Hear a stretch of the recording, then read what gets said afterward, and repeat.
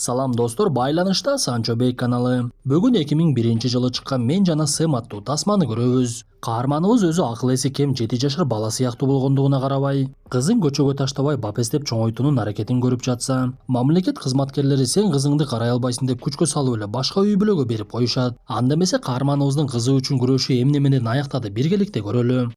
Папа, а это Бог захотел, чтобы ты был таким? Или это случайность? Что ты имеешь в виду? Достор, эч бирибиздин башыбызга мындай сыноо келбесин. Дээрлик 1 жылдан бери Бишкектеги балдар онкология ооруканасында баламдын рак оорусу менен күрөшүп, арадан 1 жыл кандай өткөндүгүн деле билбей, кыйынчылыкты жон терим менен сезип жаткан учурум. Өкүнүчтүүсү дарылануубуз ушуну менен эле бүтпөй, Турцияга барып улантууга муктаж болуп жатабыз. Андыктан достор, мен Санчо Бек каналынын автору бардыгыңыздардан суранып кетейин. Баламдын Турцияга барып дарыланып келүүсүнө колуңуздардан келген жардамыңыздарды көрсөтүп, керектүү сумманын чогулуусуна себеп болуп акчалай жардам бериңиздер. Андыктан экранга М-банк картама байланган номерди жана QR кодду калтырамын. А эгер сиз бизди Россиядан көрүп жаткан болсоңуз, экрандагы түшүндүрмө боюнча которо аласыз. Көрсөткөн жардамыңыздар үчүн жаратканым бардыгыңыздардан ыраазы болсун.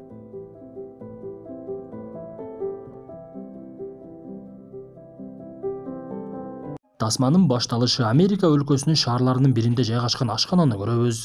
Ал жерде Сэм Доусон деген адам иштеп, өзүнүн ишин аябай мыкты аткарчу. Ал кардарлардын көпчүлүгүн таанығандыктан кардарлар да ага жакшы мамиле кылып, бирок Сэм өзү чоң эле киши болгондугуна карабай акыл эси кем. Көп нерсеге акылы жетпеген катардагы адамдардан башкачараак болчу. Ошондуктан ага башчысы келип сени төрөт үйүнө чакырып жатат десе, каарманыбыз кийимдерин деле чечпей дароо чуркап кетет. Көрсө анын сүйгөн кызы Ребекканын боюнда болуп, бүгүн төрөй турган күнү келген экен. Сэм ооруканага жетип, Ребекка аман эсен төрөп, каарманыбыз кыздуу болгондуктан атын Люси коет. Анткени ал жакшы көргөн Битлз тобунун Люси деген ыры ага аябай жакчу. Бирок Сэм Ребекка менен кызын төрөт үйүнөн алып чыгып келе жаткан мезгилде автобуска жакындап калышса, Ребекка ал жерден качып кетип калды. Көрсө Ребекка Сэмди жакшы деле көрбөй, анын үйү бар болгондуктан үйүндө жашап туруу максатында аны менен чогуу жүрүптүр. Бирок ортодо кыздуу болгондугуна карабай эле кызын дагы таштап кетип калат. Өзү деле жаш баладай ой жүгүрткөн каарманыбыз кызын жалгыз багып, башында эчтекени түшүнбөй, кандай кылышын билбей, кызы токтобой эле ыйлай берет. Биз ушул жерде каарманыбыздын кошунасы жалгыз жашаган аялдардын бири Энни менен таанышабыз. Алыскы туугандан жакынкы кошуна жакшы дегенде Энни өзүнүн көмөгүн көрсөтүп, наристени 2 саат сайын тамактандырып туруш керек. Анан дагы жалайыгын бат-баттан алмаштырып тур деп каарманыбызга үйрөтүп, өзү дагы каралашып, убакыттын өтүшү менен Сэм кызын эч кандай кыйынчылыгы жок эле чоңойто баштайт. Кээ бир учурда Сэмдин үйүнө өзүнө окшогон акыл эси бир аз кемирак достору келип, алар дагы биргелешип Люсиге каралашып, убакыт арадан билинбей эле өтө баштады.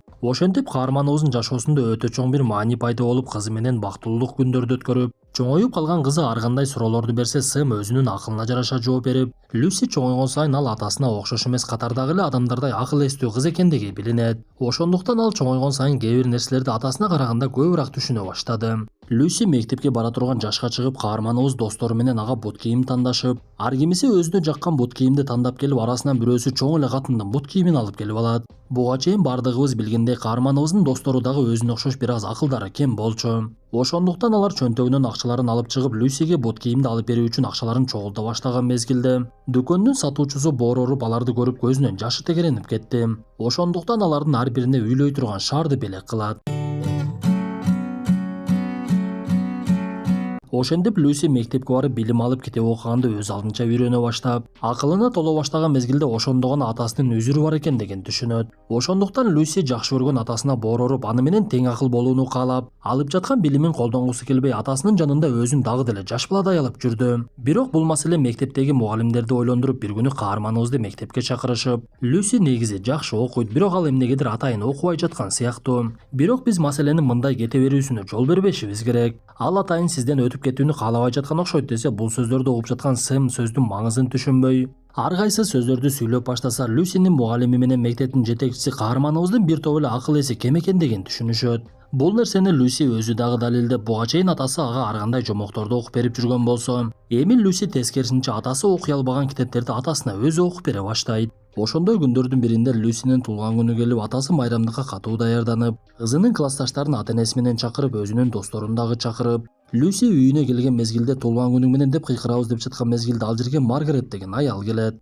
Бул аял көрсө мамлекет тарабынан жөнөтүлгөн үй бүлөлүк маселелерди текшерүүчү аялдардын бири экен. Ошол учурда Сэм Люсинин классташтарынын бири ар кайсы сөздөрдү сүйлөй бергендиктен аны түртүп жиберип, анын атасы каарманыбызды жакалай баштап бир мезгилде ал жерге Люси дагы келип, бул жагдайлардын бардыгын көргөн Маргарет Сэм кызын бага албайт деген чечим чыгарат. Ошондуктан сот отуруму башталып, Люсини мамлекет өз камкордугуна алып, Сэм кызы менен бир жумада 2 жолу 2 сааттан гана көрүш ала тургандай кылып мүмкүнчүлүк түзүп беришет. Анан дагы соттун кийинки отуруму 1 айдан кийин боло тургандыктан каарманыбызга эскертишип, кийинки сот отурумуна жактоочу табыңыз деп айтышат. А почему Люси не пойдет домой вместе со мной?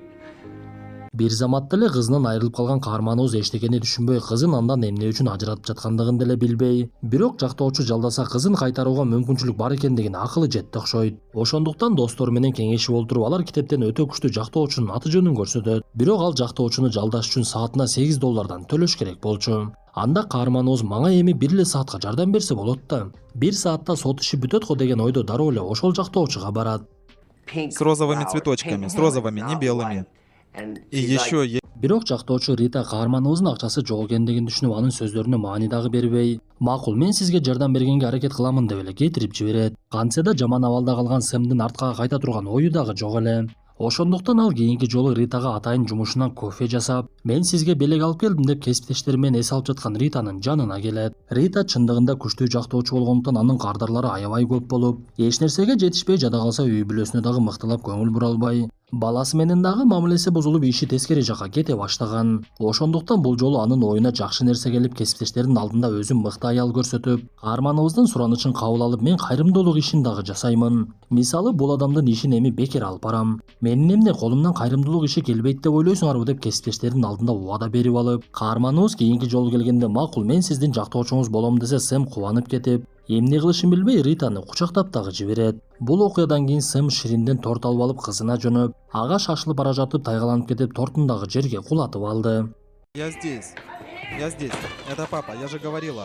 Надо же. Кызын көптөн бери көрбөгөн каарманыбыз аны сагынып бир бөлмөгө кирип алып сүйлөшүп олтурушуп, аларды сыртта мамлекеттик камкордукта иштеген адамдар байкап олтурушкан. Сэм болуп жаткан жагдайды толугу менен түшүнбөй, бирок кызына жакында чогуу болобуз деп убадасын берип, Люси болсо бардык эле нерсеге башы жетип тургандыктан байкап олтургандарга кыйкырып, мага мындан башка атанын кереги жок деп ачуусун чыгарат. Рита болсо бул убакта керектүү маалыматтарды чогултуп, каарманыбыздын досторунан сурак алып, сот ишине маалыматтарды чогултуп, бирок Сэмдин достору дагы 99 болгондуктан алардан жарыткан маалыматты ала алган жок. Кантсе да сот иши башталып, каарманыбыздын достору Люсиге эркиндик деген жазуулар менен келишип, Рита өзүнүн мыкты жактоочулугун көрсөтүп, соттун чечими алар тарапка жыла баштайт. Бирок сот иши көпкө созулгандыктан Сэм кээ бир учурда кызы Люсиге жолугуп турчу. Ошондой учурлардын биринде Люси ажатканага кирмиш болуп, ал жактан качып, атасын алдап, мага сени менен эс алып келүүгө уруксат берди. Жүрүңүз Сейилбакка барып келеличи деп атасы менен качып кетип калат. Бирок атасы кызына экөөбүз качып туура эмес кылып жатат окшойбуз десе, Люси такыр эле болбой, атасына ой салып, экөөбүз атыбызды өзгөртүп башка жакка көчүп кетип калсак эмне болот? Мени менен жашаган кыздардын бири 6 жылдан бери апасы менен көрүшө элек экен. Ал ар башка үй бүлөгө бакма кыз болуп, үй бүлөлөрдүн бирөөсү ага жаман мамиле кылган учурлар дагы болуптур. Мен мындай нерсени каалабай эле турамын десе, Сэм кызына сени эч ким бакпайт, мен гана багамын деген убадасын берет. Бирок алар көпкө барбай эле кайрадан табылышып, ал жерге Рита дагы келип, каармандарыбыздын бул кылган кылыгы сот ишинде өтө бир чоң сокку болорун түшүнүп турду. Ошондуктан ал Сэмге катуу жини келип, аны бир сыйра урушуп дагы жиберди окшойт. Анда Люси аны кучактап, андан кечирим сурап, бул нерсенин бардыгына мен күнөөлүүмүн. Бул ой меники болчу деп Сэмди урушпосун суранат. Это я все придумала. Пожалуйста, не надо. Кандай болбосун сот иши уланып, каармандарыбыз Сэмдин ата болууга толук мүмкүнчүлүгү бар экендигин далилдеш үчүн ар кайсы күбөлөрдү чакырып, бул жолу Сэм тууралуу маалымат бериш үчүн анын башчысы Джош дагы келип, андан соң кошунасы Энни дагы келип маалымат берет. Алардын бардыгынын айтымында Сэмден өткөн мыкты ата жок болчу. Анткени ал жумушунан тапкан акчасын бир гана кызына коротуп, анан дагы жумушунан сырткары кызы менен гана убакыт өткөрөт эле. Бирок айыптоочу тарап ар кандай кычыланган суроолорду берип, атасынын акылы кызыныкынан кем болуп жатса, ал кантип кызын чоңойтот? Эртең Люси бойго жетсе эмне болот деп эле ой тутоону сүйлөшүп, кээ бир учурда болуп жаткан териштирүүгө тиешеси жок деле суроолорду бере беришет. Ошентип сот отурумунун көпчүлүк бөлүгү өтүп, акыркы отурумга дагы жакындап калган болчу. Бул жолу Сэм өзү чыгып суроолорго жооп бериш керек болгондуктан Рита аны даярдап, үйүнө алып келген мезгилде Ританын үйү аябай эле чоң экендигин көрөбүз. Ританын үйү чоң, байлыгы жетиштүү болгондугу менен үйүндө эч бир бактылуулуктун өңү көрүнбөйт эле. Анткени ал жумуш менен гана алек болуп баласына көңүл бурбагандыктан баласы дагы апасын көп деле жакшы көрбөй, Ританын сөздөрүн деле укпай чыгырыгын тээп жүрө берчү.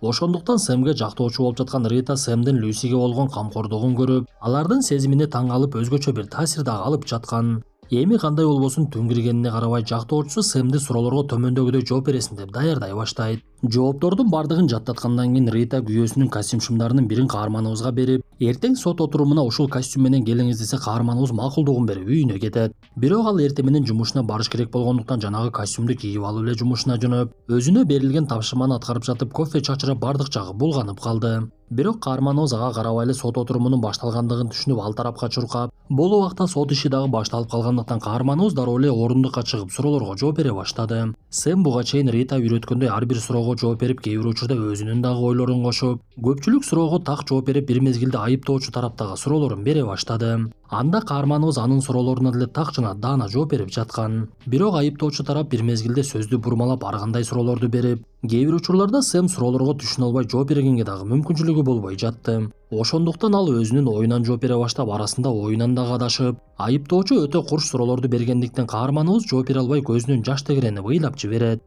Анан дагы Сэм бир мезгилде мен болду суроолорго жооп бербеймин деп ызы чуу сала баштаган мезгилде сот иши аягына чыгып, каарманыбыз жеңилүү ызасын тартып, мамлекет Люсини өз камкордуулугуна алмак болот.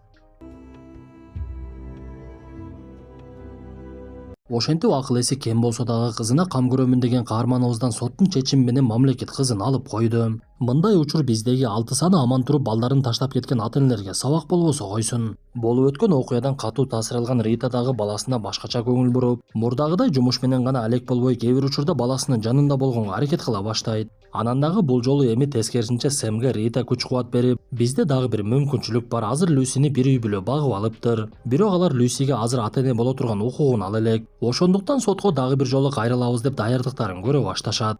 Есть еще одна возможность, которую мы не использовали. Көрсө Рита канча жолу сотко барбасын жеңе албастыгын түшүнүп, башкача жол менен барууну чечиптир. Сэм Ританын кеңеши менен Люсини багып алган үй бүлө менен таанышып, алардын үйүнө жакын көчүп барып жаңы жумушка кирип, андан сырткары элдердин иттерин багуу менен алек болуп акча таба баштайт. Бактыга жараша Люсини багып алган жаңы үй бүлө дагы өтө жакшы адамдардан эле. Ошондуктан алар Сэмге эч кандай тоскоолдук кылбай кызы менен каалаган учурда жолугууга уруксат берип, бирок өздөрү дагы Люсини ичинен кызганып, аны өздөрүнүн эле кызындай бага башташат. Ал эле эмес, кээ бир убакта Люсини багып алган апасы каарманыбызга өзү көтөрүп келип берип, ортодо эч кандай ызы чуусу жок эле каармандарыбыз Люсиге эки тараптан мээрим берип чоңойто башташты. Ал аралыкта Рита дагы каарманыбызга тез-тез келип, ортодо достук дагы пайда болуп калган болчу. Биз тасманын ушул бөлүгүндө Люси чындыгында Сэмдин кызы эмес экендигин түшүнөбүз. Көрсө Люсинин апасы боюнда бар мезгилинде Сэм менен таанышкан экен. Бирок кандай болбосун Сэм ал нерсенин бардыгына башын деле оорутпай, Люсини өзүнүн кызындай көрүп жакшы көрүүсүн уланта берди. Элибизде балам балалуу болгондо билесиң дегенде атанын балага болгон мээримин бир гана ата сезсе керек. Ошондуктан достор кандай катачылык кылбайлы, баарын кечирүүгө даяр болгон ата-энебизди көзү тирүүсүндө сыйлай жүрөлү. А эгер көзү өтүп кеткен болсо, аларга эч качан дуба кылууну унутпай, бассак турсак жараткандан ата-энебизге жакшылык гана каалайлы. Эми достор, ушундай мүнөттөр менен бүгүнкү тасмабыз дагы аягына чыкты. Тасма жакса мыкты белгисин басып, оюңуздарды сөзсүз калтыра кетиңиздер. Анда эмесе кийинки тасмадан жолугушканча ден соолукту жакшы карап, келерки чыгарылыштан жолугушканча амандыкта бололу.